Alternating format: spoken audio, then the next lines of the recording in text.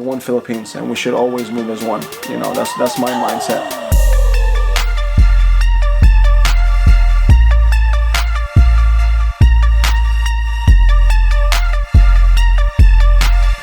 Hey everyone, this is Gilsar Vergara with Do My Life, and I am making a reaction video to my own video. So, the video, I didn't expect it to be so controversial, if I can call it that, is this video right here. The Bisaya and Tagalog tension video.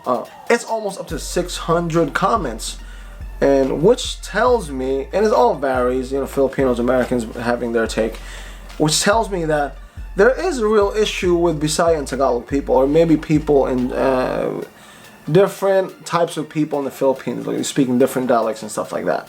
So I will try my best to be as diplomatic as possible because, hey, I am Bisaya. I'm a proud Bisaya person, but I do have family in the north and I have family in the south. I'm just thinking now while I'm doing this, I think I'm wearing the same exact freaking jacket, bro. Oh, that's that tells you my fashion sense. Very interesting responses, comments to the video. This all started from a story I told about, I was at a DJ gig and this gentleman said that I don't speak low class, which is referring to Bisaya, which I am Bisaya. And I am until I leave this earth, I will always be a proud Bisaya person. I can understand Tagalog to a good degree. Can't really speak it. I can't. My tongue's not built for it. Bisaya, I can do conversational in Bisaya and I can write in Bisaya or Cebuano. So I don't want to be biased because, you know, I am Bisaya. There are great Tagalog people that I have met, so I'm not going to say all Tagalog people are bad. But as I read from the comments from time to time, it is an underlying issue with some of the people there.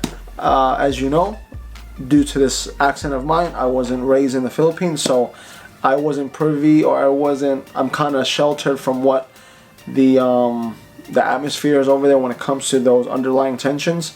I wasn't privy to those things because I grew up in America. But I did grow up hearing from the, you know, people around me who were Bisaya that there was always tensions as far as the talking down, you know, like, and as you can see, many of the Bisaya roles up until maybe the Kadinang Ginto, because Beauty Gonzalez, who actually we went to school together, and I think we had a class together, but you know, she's from Dumaguete. She and other Bisaya actors are speaking more Bisaya in media. So me being a proud Bisaya person, it makes me proud because it's starting to become accepted. Because for many of the movies that I grew up watching, like Redford White, and many other roles, a lot of the Bisaya roles were just like reserved for like the maid, the driver, these little like laborious roles. Now you're having people who are bidas, who are like the headliners, who are Bisaya, and with that said, like I did my own research. Many of the like top singers, many of the beauty queens are Bisaya or Cebuano or that descent. So you know, I don't know how you know, I'm sure Tagalog people will accept them as Filipinos. We're all Filipinos, right? But then again, I'm American, so when I speak American, it puts me in a different level. Let's be real. It puts me in a situation where most people are like, oh, he must be rich because he's American. You know, that's that's how some Filipinos think, which is far from it. You know what I'm saying? But even if I told him I was Bisaya or Cebuano, it kind of like it's like, okay, fine, but he's from America, he's a Philam, whatever. But for the local Filipinos, I can see how things can not be good. I can see how tensions can arise from it because some people are proud that, you know, that Tagalog is the national, or Filipino is the national language, but a lot of it is derived from Tagalog, you know. So maybe that's a sense of pride that they have, that those set of people have. It's probably more the ignorant ones who are not accepting of anything. So, but maybe that's a pride that they have, and basically the bigger cities are in, you know, in the northern region, you know, Marikina, Alabang, Forbes, you know, because because when the capital was moved from Cebu to Manila, promotion marketing is going to go towards Manila around that time, because the north, Luzon, because that's pretty much where Malacanang is. That was pretty much where it got centralized. You know, the thrill in Manila, this and that. I know Cebu is like the queen of the south or something like that.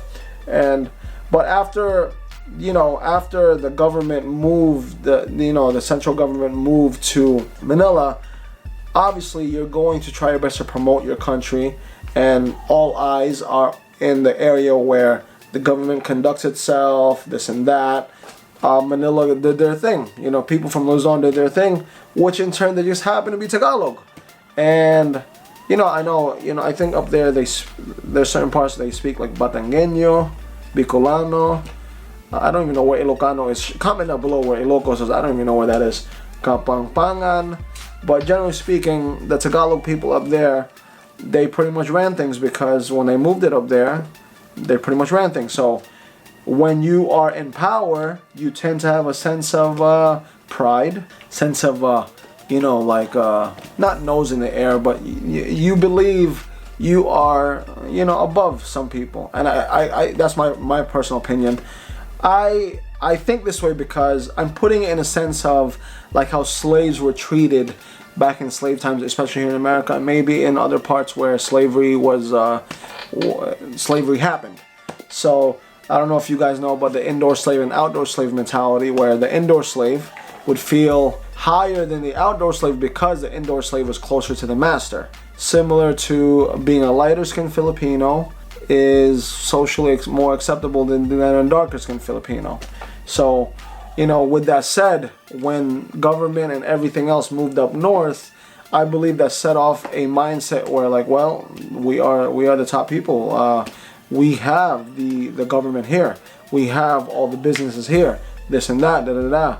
So eventually, that mindset went across the board and be like, okay, anybody outside of here is just a tad bit beneath us or completely beneath us. I don't know. Comment down below if you believe, if you're with me on that or against me on that. It's just interesting the video has had the responses it's had, because it just tells me that there is something underlying within the culture. It's very significant to me, because we're supposed to be moving as one, and it's very hard to move as one when everyone's scattered when it comes to opinions and mindsets, But other than that, shout out to everybody in the Philippines. We should move as one all the time, because there's only one Philippines, and we should always move as one. That's my mindset. If everybody had that mindset, I believe we would be better. You know what I'm saying? I am not one to say that one is lesser than the other. I just see them as family. This is one.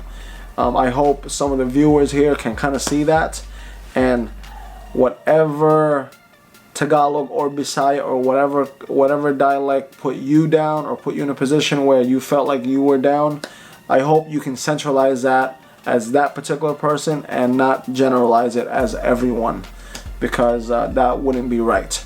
At the end of the day, I believe you should reflect on everything that you do and actually see if you're actually pushing the culture up rather than putting one down. And that goes across the board for like being light skinned, being dark skinned, being rich, being poor. It goes across the board. I can understand light-hearted jokes and things like that. I think if one of your friends or friends around your friends starts making it derogatory, I think you should stop it. You know what I'm saying? I think it'll be good if you stand out and be the one and be like, no, that's wrong. You shouldn't be doing that. That's what I feel. Because there's been many times in my life, my wife and I, where we had to stand up with certain people who didn't have a voice. And I think that's the human thing to do. Not a Filipino thing, not a Bisaya thing, not a Tagalog thing, just a human thing to do, to stand up for somebody who can't stand up on their own. Whether it's a foreigner versus a Filipino versus a foreigner, doesn't matter. I believe you always got to do the right thing, and sometimes even myself, I make mistakes, I miss opportunities, I create certain topics that can become on a downward downward trend. It's one of those things where you have to constantly evolve as a human being, as a person, because, you know, I'm at the point in my life where I don't want negative energy around me, because, you know, life is limited. Especially my dad passing, it's limited. You know, you try your best to make the best you can out of it with the time you have left on this earth. You know, I'm turning 38, so my dad was 66. My goal is to beat that number and get to at least my grandma's number. I think my grandma was 88 when she passed. That's my goal, man. Live a long life. If I can get 100, I'll get 100, man. That's a goal, man. If I can get past that, oh my God, I'm blessed. So that's just the energy I have within me, man. Hopefully that's in you, and hopefully we can connect. So if you haven't, here's my email. Hit me up with your email so I can put you and link you up to the Dumaguete Lifers group I have on GroupMe, so where you can hit me up any given time you need or want. You can interact with me on a daily basis if you need be, or if you want to. I really appreciate it. You know, hopefully this video will get as many comments as that one or more, and I'll see you soon. Bye. And before you leave, thank you for watching the end of the video. Hit up Teespring. The link is below and the link is up here. We would love your support for the channel. I really appreciate it. It'll help grow the channel as well.